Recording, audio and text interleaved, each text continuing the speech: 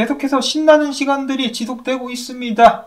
자, 먼저 달러 인덱스 지수를 봤더니 상승했네. 근데 미국 증시도 반등했어. 그런데 비트코인은 떡상했네. 5만 달러 위에서만 머물러주면 좋겠다라는 분석들이 나왔었는데 장난하냐? 하면서 5만 5천 달러까지 뚫고 올라가고 있습니다. 역시나 사람들의 예상을 다 때려 부시면서 후덜덜한 파워를 보여주면서 비트코인 지속적으로 상승하고 있는 사이 알트코인들도 약간 눈치를 보면서 반등을 시작할랑말랑 하는 그런 모습이 보여지고 있죠. 자, 근데 지금 비트코인의 도미넌스가 꽤 높기 때문에 많은 알트코인들은 약간 숨을 죽이고 기다리고 있는 상황입니다. 자, 물론 그 중에서도 톡 튀어나온 알트코인들 몇 개가 있는데 오늘도 마찬가지로 시바이누 그리고 AR, FTM 등등은 상승을 기록을 해주고 있습니다. 자, 오늘 첫 번째 소식은 국내 소식으로 시작을 합니다. 여러분도 아시다시피 암호화폐 거래소에는 수많은 프로젝트가 상장이 되고 살아남는 프로젝트들도 있지만 상폐되는 프로젝트들도 있죠. 그래서 잡코인들 같은 경우는 사람들이 굉장히 조심조심 하면서 투자를 하기도 합니다. 그러다가 그런 코인들 중에 제대로 성공하는 프로젝트들이 나오기도 하는데요. 자, 이러한 과정이 좀 마음에 안 든다. 어떤 식으로 코인이 상장되고 폐지되는지 우리가 간섭을 좀 해야 되겠다라고 고승범 금융위원장이 밝혔습니다. 자, 업비트 거래소에 상장된 코인은 298개로 업비트가 받은 수수료가 4조 원인데 이 중에 절반 정도가 상폐가 됐다. 나는 이들이 상폐를 기준하는 결정에 문제가 있다라고 본다. 그래서 우리가 상폐 관련 피해를 최소화시키기 위해서 끼어들겠다라고 이야기를 했습니다. 자, 물론 의도는 좋은 것처럼 보여지기도 하나 이 잡코인, 사기코인들은 상장이 되면 안 되니까 좋은 것처럼 보여지기는 하나 자, 근데 이 코인 업계에 대해서 잘 이해가 없는 사람들이 껴들어가지고 감나라 배나라 하는 것은 좀 문제가 생길 것 같다는 생각이 듭니다. 뭐 상장하는데 완전한 기준을 만들 수는 있겠지만 상폐까지 일일이 간섭을 한다? 이건 좀 아니지 않나? 전문가가 아닌 사람들이 특정 위치 높은 자리에 앉아가지고 이래라 저래라 하면 난장판이 된다라는 것을 아직도 깨닫지 못한 것인가? 좀 약간 우려가 되는 상황이라고 볼 수가 있겠고 그 다음으로 해서 그는 이렇게 이야기하기를 거래소들에게 은행들이 실명 계좌를 내줄지 말지는 그들의 자율에 맡기겠다라고 다시 한번 강조를 했다라고 하는 것인데요. 저는 솔직히 말해서는 못 믿겠습니다. 제가 보기엔 아직도 야 니네 마음대로 하는데 내 눈 밖에 나면 뒤져 이런 식으로 이야기를 하는 것처럼 느껴져가지고 드리는 말씀인데요. 자, 일단 그들은 말은 이렇게 이야기를 했습니다. 기본적으로 자금 세탁 관련 심사는 은행이 하는 일이며 감독 당국이나 정책 당국이 뭐라 할 수는 없다라고 하지만은 끼고 싶은 데는 다 끼죠. 그러면서 덧붙이기를 기존의 암호화폐 거래소들 실명 계좌를 획득하지 못했을지라도 앞으로라도 획득하게 된다라면 원화 거래소가 될 수 있다라고 이야기를 했습니다. 자, 근데 웃기는 거는 이미 죽어갑니다. 이 실명 계좌를 확보하지 못한 이 국내 4대 거래소를 제외한 모든 거래소들은 이 거래량, 거래대금이 95%까지 떨어졌대요. 이미 죽여놓고 시체를 콕콕 찌르면서 야, 너 일어나봐. 열심히 일하면 밥 줄 수도 있어 라고 이야기를 하고 있는 것이죠. 자, 사기 거래소들은 사라져야 마땅하지만은 중소거래소일지라도 정말 열심히 일을 하는 거래소들 입장에서는 열불 뻗치는 상황이 아닐 수가 없겠습니다. 분노 조절 장애가 일어날 수도 있어요. 자, 그 다음으로 해서 홍남기 씨가 이야기합니다. 암호화폐에 관련된 과세는 내년 1월 예정대로 진행할 것인데 자, 문제는 이 암호화폐에 관련된 과세랑 국내 주식에 대한 과세랑 차이가 나면서 형평성에 많이 어긋난다라는 불만이 터져나오고 있습니다. 이에 관련된 청원도 올렸다라고 이제 한 시청자분께서 이야기를 해주셨는데 그 링크를 공유를 해주시면은 제가 유튜브 댓글란 상단에 고정을 시켜드리도록 하겠습니다. 링크를 좀 공유를 해주실 수 있기를 바라보는데 자, 근데 이 청원이라고 해도 이 제대로 답변을 받은 것이 몇 %나 되는지 모르겠습니다. 이 힘이 없으면은 항상 짓밟히기 마련이기 때문에 좀 답답한 상황이 아닌가라는 생각을 해보게 되고요. 다음으로는 후오비 공동창업자 몇 달 전에 중국 공안에게 끌려가가지고 고문을 조사를 받았다라고 하죠. 자, 그 사람이 최근에 중국에서 더 이상 사업을 하지 않겠다. 나에게는 다른 선택지가 없다라고 이야기를 했다라고 하는데요. 자, 얼마나 무서웠겠습니까? 마윈을 보십시오. 공산당한테 끌려가가지고 뒤지게 쳐맞더니 페인이 돼가지고 돌아오지 않았습니까? 자, 무서워서 도망가는 후오비. 바이낸스랑 OKX도 마찬가지죠. 더 이상 중국을 상대로는 사업을 진행하지 않을 것입니다. 자, 그리고 말이 나와서 말인데 지금 비트코인 5만 5천 달러까지 올라가는데 이 중국에서 비트코인을 들고 있다가 공산당이 무서워서 던진 사람들은 얼마나 억울하고 배가 아프겠습니까? 내가 던졌더니 떡상하잖아. 한두 푼도 아니고 돌아버리겠다라고 생각하지 않을까라는 생각이 드는데요.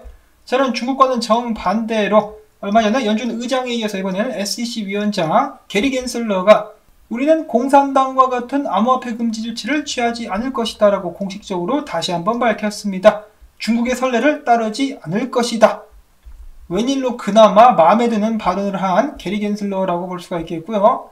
다음으로 해서 뱅크 오브 아메리카가 최근에 조사한 바에 따르면은 지금 현재 2021년 기준으로 미국인의 14% 정도가 암호화폐를 보유하고 있는데 2022년까지는 미국인의 3분의 1 정도가 암호화폐를 보유하게 될 것으로 보인다라고 밝혔습니다. 자, 그리고 이것과 관련해가지고 비트코인에 관련된 소식 한 가지를 동시에 공유를 해보자면은 리얼비전 TV의 라울파리 형님께서 이야기하시기를 비트코인은 돈의 네트워크다. 참여자가 많을수록 가치가 폭발적으로 증가할 수 있다라고 밝혔습니다. 참여자들이 많을수록 비트코인에 투자하는 사람들의 숫자가 늘어날수록 비트코인의 가치가 폭발적으로 증가를 한다. 그 말인 즉슨 2022년까지 미국인들이 더욱더 많이 비트코인에 투자를 하고 미국인들 뿐만 아니라 전 세계에서 암호화폐, 비트코인에 투자하는 사람들이 몰려들게 된다면 비트코인의 가격은 폭발적으로 증가할 수 있다라고 예측을 하고 있는 것이겠죠. 여러 가지로 봤을 때 지금 분위기가 상당히 좋습니다. 자, 그 다음 소식으로는 굉장히 논란이 많은 유명 투자자죠. 조저 소로스가 아니라 조지 소로스. 최근에 펀드 측에서 공식적으로 비트코인에 투자를 하고 있다라고 인정을 했다라고 합니다. 비트코인을 보유하고 있다라고 밝혔다라고 하는데요. 그 전에는 소문만 있었죠. 소식통에 따르면은 조지 소로스 펀드가 암호화폐에 투자를 했다더라라고 하는데 이번에는 공식적으로 그들이 인정을 했습니다. 그러면서 그들이 봤을 때 비트코인 및 암호화폐는 주류 단계로 넘어온 것 같다라고 밝혔는데요. 자, 그들은 암호화폐 투자를 할 때 그 자금을 어디서 끌어왔느냐? 주식을 팔아가지고 주식 판 돈으로 암호화폐에 투자했다라고 합니다. 주식에서 돈 빼서 암호화폐로 넘기고 있는 상황이라는 것이죠. 이런 부분들을 봤을 때 미국 증시와 비트코인이 디커플링하는 것도 시간 문제일 뿐이겠다라는 생각이 들지 않을 수가 없겠습니다.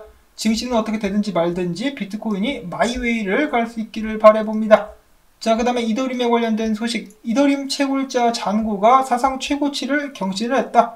그 말인 즉슨 이더리움 채굴자들이 이더리움을 팔지 않고 계속해서 쌓아놨는데 그 쌓아놓은 수치가 최고치를 갱신을 했다라고 이야기를 하고 있는 것이죠.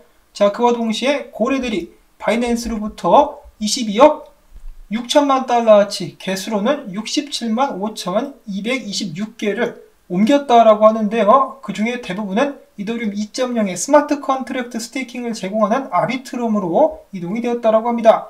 이더리움을 거래소에서 빼가지고 스테이킹을 하려고 한다라는 것을 엿볼 수가 있겠는데요.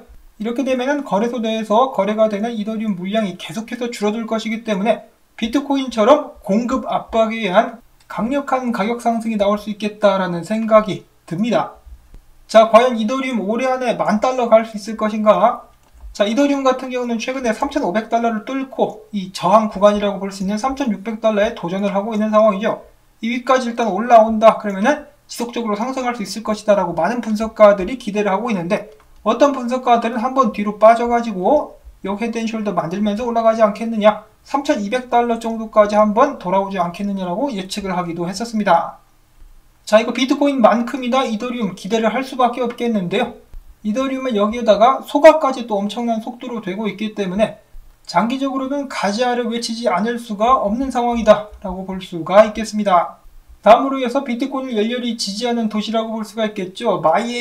마이애미 같은 경우는 마이애미 코인이라고 이 도시 코인을 하나 만들었는데 이 코인이 꽤 잘 나가고 있다라고 합니다.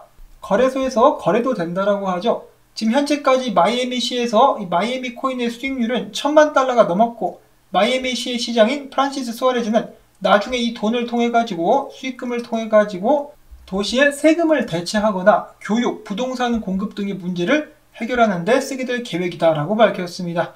정말 바람직한 그런 계획이다라고 볼 수가 있겠고 그 다음으로는 본격적으로 비트코인 관련된 소식 및 분석으로 넘어갑니다. 암호화폐 컨설팅 업체 21st 패러다임의 공동 창업자가 이야기합니다. 내가 봤을 때 CME 선물을 기반으로 한 비트코인 ETF 신청이 승인될 가능성이 굉장히 높다라고 밝혔는데요.